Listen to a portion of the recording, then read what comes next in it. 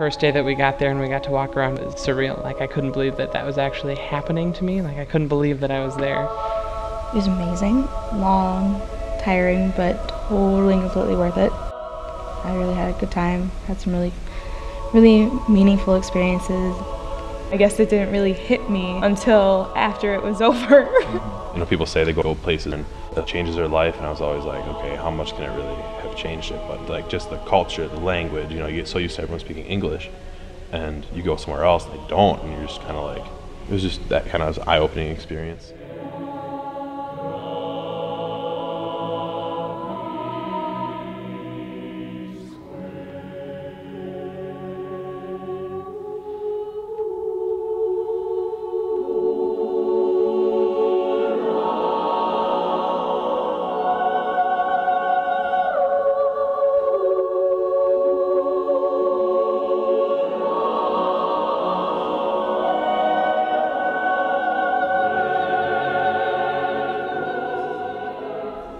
I mean, we did kind of the typical touristy thing for most part, which was they were very friendly and welcoming from what I heard. I only had a couple small experiences where people were a little bit aggravated by our presence, but it was more we're a large group and we're in the way rather than we don't want you here. It was interesting to see the differences between Italians and Americans. When we got there, it didn't seem too different. It was kind of a slow, you know, from the airport to our hotel, and then kind of always in groups at first, having someone else speak the language and get us what we needed, to as the trip went on, we kind of got to do our own thing, and that is where it led into having to speak or, you know, get by without speaking Italian.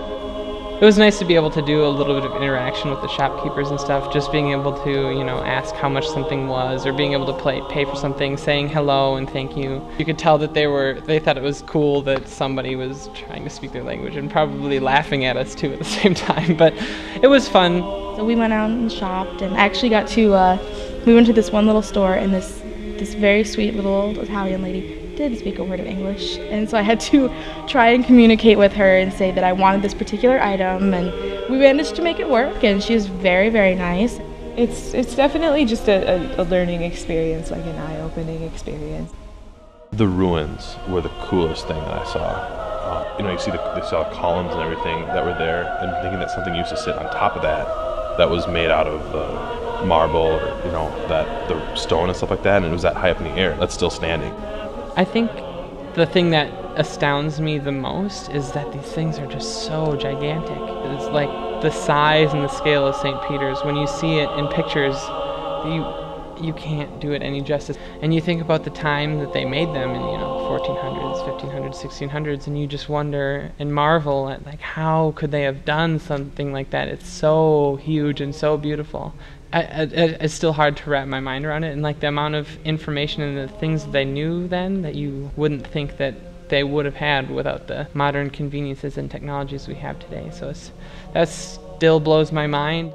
Assisi was probably the most relaxing place I remember being at. The fog was kind of settling over the lands. The view was just gorgeous.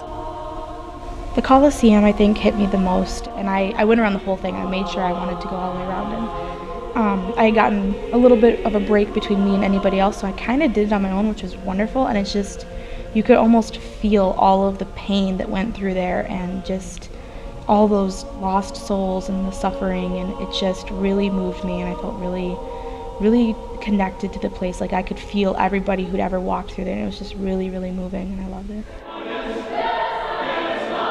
All the concerts brought their own special emotion, and like the first one was, to me, was the most emotional, and I don't know if it was just because it was the first one. It was something I'd never seen before, something that intricately built and decorative on the inside. They were all very different. Like, each of the concerts, I guess when we were first talking about going, I figured each of our concerts were going to be very formal. I didn't know what the difference was going to be for mass participation and like just giving a concert, because I've never been at a mass before. They're all inspirational because they're, you know, in Italy. It's amazing, it's fantastic, but that was the most meaningful to me, I think. The audience was so receptive, and they really understood what we were there for, and they really felt the music.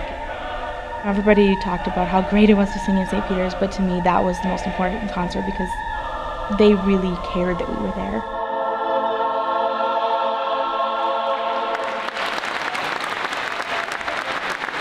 Afterwards, one of the girls came up to me and she shook my hand and said that she thought we were great, and she kept shaking my hand and wouldn't let go of me. So one of her caretakers came over and tried pushing her away, and she was still grasping onto my hand. I thought it was really sweet. It was really moving to see people so moved by us, and I'm one of those people that's super sympathetic with what other people are feeling, and so when I saw other people crying, it made me start crying, so it was really hard to keep singing, and I think that's probably the most powerful concert experience I guess I've ever had. The Vatican mainly because it was all just so beautiful. I'm Catholic, so it kind of has some historical meaning to me. St. Peter's Basilica was obviously amazing because people will go thousands of miles just to see it, but we got to sing in it, which is unbelievable.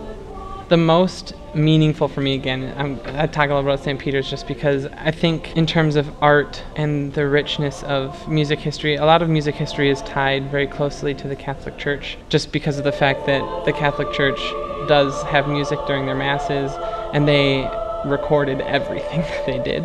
And so that's where the roots of a lot of music history lies. So just being able to see all of those things that you learn in class, that to being able to actually say wow, they actually stood here where I'm standing.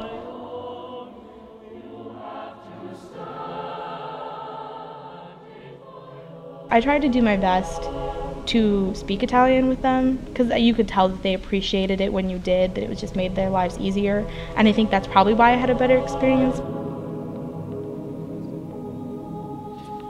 It was my second time back to Italy. I had been there once before, and the time I went before, I don't think I really truly appreciated everything that was around me.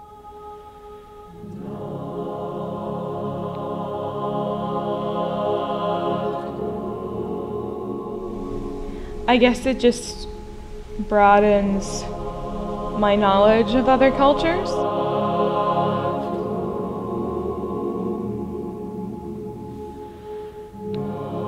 I think it was more of a culture shock coming back, which is weird. It was like a reverse culture shock, you know? It seems like as long as you're with the group, it's like you don't get to experience anything because you're experiencing your little American bubble walking around. Obviously, there were times where it was necessary, but it's kind of fun to just kind of hang towards the back and do Italian things.